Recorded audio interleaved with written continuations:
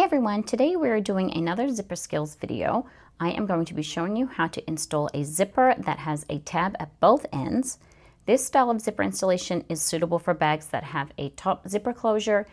I'm demonstrating again on the Pythagorean pouch, but you can apply this to any bag pattern that has that style of top zipper closure. You can also substitute this method of preparing your zipper for the open-ended single tab method that I showed you in the inset zipper video. This style of zipper installation does mean that it is a little harder to get your bag open, so I recommend using it for a bigger bag. On a smaller pouch, you may find that it is a little limiting as far as the finish size of your bag, but some people don't like the look of the turned open end of your zipper, so you can substitute this method that uses two tabs if that is your preference. So let's get going. You'll need your two exteriors and your two linings. I'm going to be using zipper by the yard, but you can use a dress zipper or a handbag zipper if that's your preference. The first thing we need to do is cut out our tabs. We're going to be using double fold tabs. I like to make mine somewhere between 1.5 inches by 1.5 inches and 2 by 2 inches. For this particular pattern, because it's on the smaller side, I'm going to use 1.5 inch squares, and I just like to cut those out from any of my scraps, and I don't interface my tabs. I use my tabs uninterfaced. This is cotton woven. If I was going to be using vinyl, I wouldn't do a double fold tab. I would just do a single fold. So it would only need to be 1 inch wide, maybe even 3/4 inch, and I would just fold it in half and it would have a raw edge. If you don't like the look of the raw edge, you can edge paint it, or you can do a 1.5 fold tab where you would fold one side over, and that would be the edge that would be at your zipper, and then just have a single fold underneath to reduce the bulk. But I tend to use this style of zipper more for bags that are made out of woven than made out of vinyl. Once you have your two tabs cut, we are going to make them double fold tabs. You can use your iron. I like to use my seam roller for this. I'm just going to fold it wrong sides together, straight in half, make a crease, and then fold the outside edges in to meet the crease in the middle to create the double fold tab. This size starting tab, 1.5 inch squared, gives me a 3/8 inch tab. If you start at 2 inches, you're going to end up with a tab that is 1/2 inch wide. You don't want it to be too narrow. You want to have your tab wider than your zipper width and not too skinny once you finish folding it.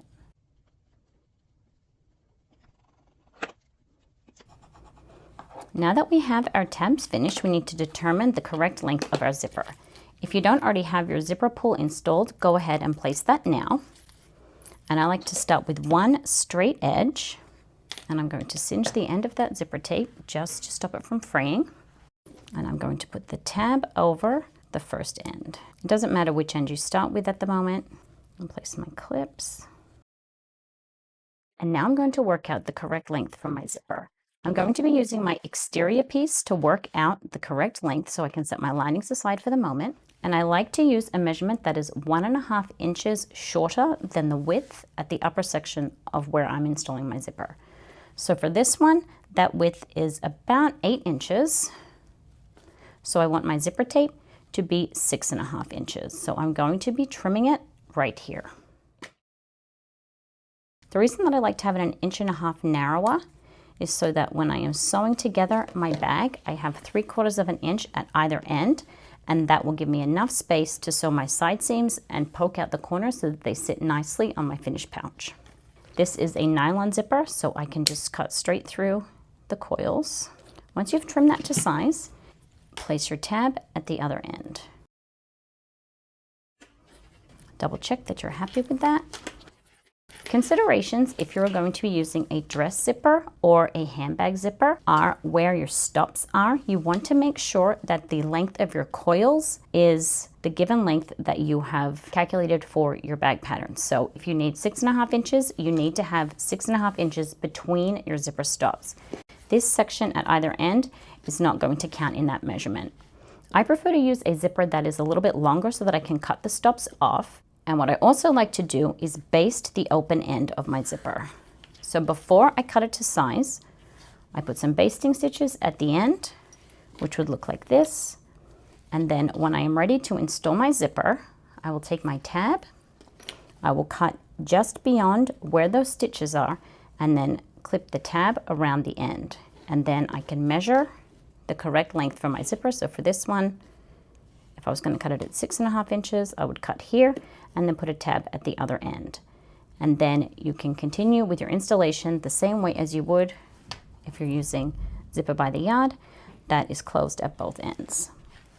Once your zipper is ready to go, we need to sew on the tabs. When I sew on the tabs, I like to start my stitches in the side seam and back stitch, and then I'll pivot and sew across here, taking care as I go over the coils to make sure that I'm not getting any skip stitches.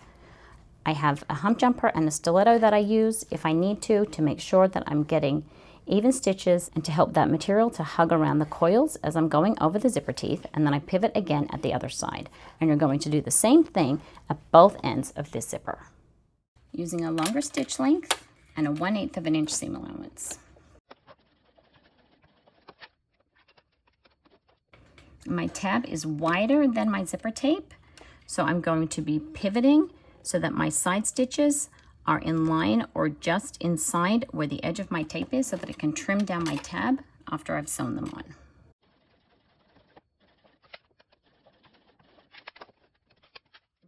Doing the same thing at the other end.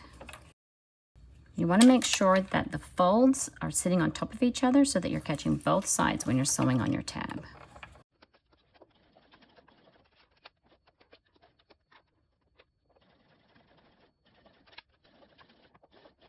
Check that you've caught the tab on both sides, and then we can trim the threads and trim the edges of the tabs.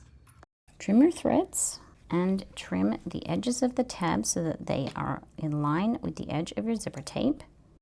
Slide your pull all the way to one edge, and we're now going to mark the center of our zipper tape and the center of our exterior and lining pieces. You can mark that by making a small snip, or you can use a pen. Now we're ready to install our zipper. When I install my zippers, I generally like to use double-sided tape so that I get a nice, smooth, straight install. But for the purposes of this tutorial, I'm going to show you how I would do it without double-sided tape, as I know not everybody likes to use double-sided tape in their sewing. So I'm going to match up the center mark of my zipper with the center of my exterior, and then I'm going to clip along the upper edge.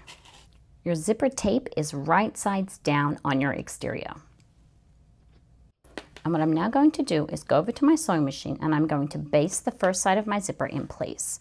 I want to make sure that the gap between the fold in my tab and the edge of my exterior pattern piece are the same, that I've got a nice straight line with the edge of my zipper lining up with the edge of my material. And when I'm sewing, I will slide the pull out of the way as I need to make sure that it is nice and straight. And I'm going to be sewing from the edge of the tab to the edge of the tab at the other end. It's a basting stitch, so I'm going to be using a longer stitch length, but I won't be removing it, so I am going to back stitch just a little at the beginning and the end. I'm going to slide my pull back to begin with, a couple of back stitches here, and then I'm going to sew along, making sure that my tape is staying lined up with the edge of my exterior, and that it is staying nice and smooth as I go. The center mark is still in line. Slide the pull back past where the presser foot is and continue along.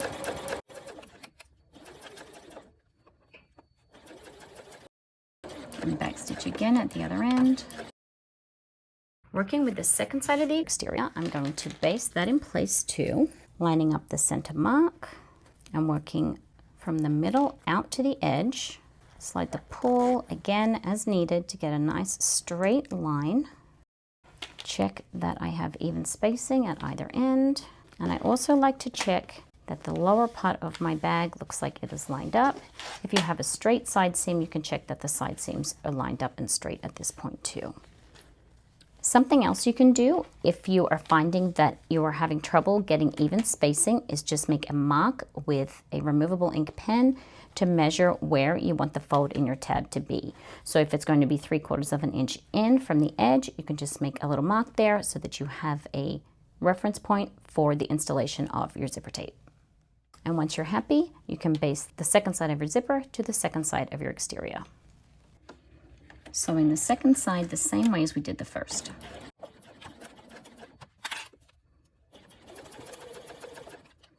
If you find that you have trouble with your zipper shifting, you may find it is easier to keep it in position if you sew with the zipper tape down on your feed dogs.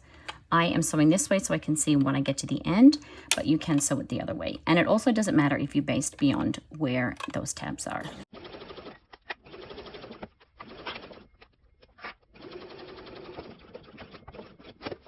We're now going to attach the lining, and we will be sewing the zipper using our full seam allowance rather than the basting seam allowance. Matching up the center markings on your lining piece and your exterior and zipper tape, starting in the middle, working our way out, lining up the top edge and the outside edge of your pattern. You can choose to do these separately or all at once. I'm going to clip all the way along, and then I'll be sewing using the full seam allowance. I like to use 5/16 of an inch. Your pattern may call for 3/8 of an inch. If you're using narrower zipper tape, then you may be using 1/4 of an inch. But whatever the seam allowance is that you are using in your pattern, the important thing is that you use the same seam allowance on both sides of your zipper so that you get nice even spacing on either side of those coils. And it can also help to reduce waves. If you are finding that your zipper tape is on the thinner side, it may get more waves in it. And using a greater seam allowance can help it to sit more straight and flat in your finished bag. I'm going to switch over to my zipper foot, and I'm going to sew all the way from one end to the other end, again sliding my zipper pull as I need to keep it out of the way. My exterior is right sides down on my zipper teeth, and the lining is right sides down on the back of my zipper tape. And I'm going to be sewing through my exterior, my zipper tape, and my lining. I'm using a shorter stitch length, and I have a clip here just at the end, and that is helping keep my layers lined up at the side. Back stitching. And if you have trouble with the bulk of your tab, you can use a hump jumper to help get over that. Slide your zipper pull out of the way as you get close to it so that you get a nice straight stitch line, keeping everything smoothed out and lined up at this edge here. Back stitch again, flip it around and sew the second side.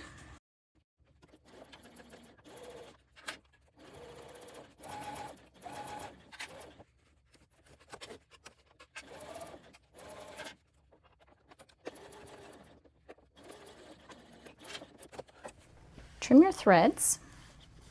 And then the last thing that we need to do is top stitch our lining. I'm going to be sewing through just the exterior. I will press my lining away from the zipper tape to make a nice crease there so that it is less likely to come up in the finished bag. If you have a well-fitting lining, then it shouldn't be a concern. When I top stitch my lining, I will be sewing through the exterior and this seam allowance. Press the exterior away from the zipper on both sides of your zipper tape. Make sure that you are happy with how straight your zipper is and the spacing on either side of your coils. And then I will top stitch at 1/8 of an inch, and I'm going to be once again starting my stitches in the side seam, pivoting and top stitching next to my zipper, moving the zipper pull as I need to get a nice straight line of top stitches, sewing this side and this side of that zipper tape.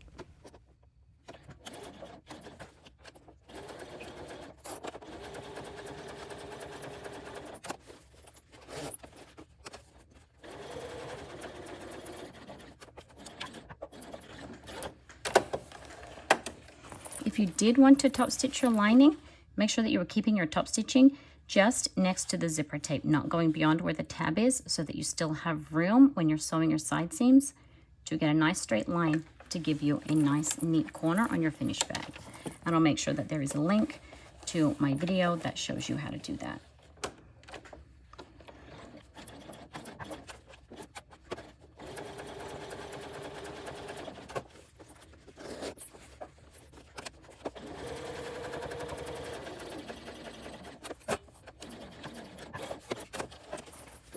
Just continue along with the construction of your bag the way that the pattern that you're using was written. For this particular one, it will be sewing together the side and bottom seams, turning it out through the lining, and then when I turn the bag out, I will be sure that I poke out the corners nicely, folding open that side seam. And you should have plenty of room to get past at the side there to give you a nice, neat corner on your finished bag. And I will make sure that the link to finishing up the construction of this particular pouch is in the video description so that you can follow along with that. Hope that helps. Thanks, everyone.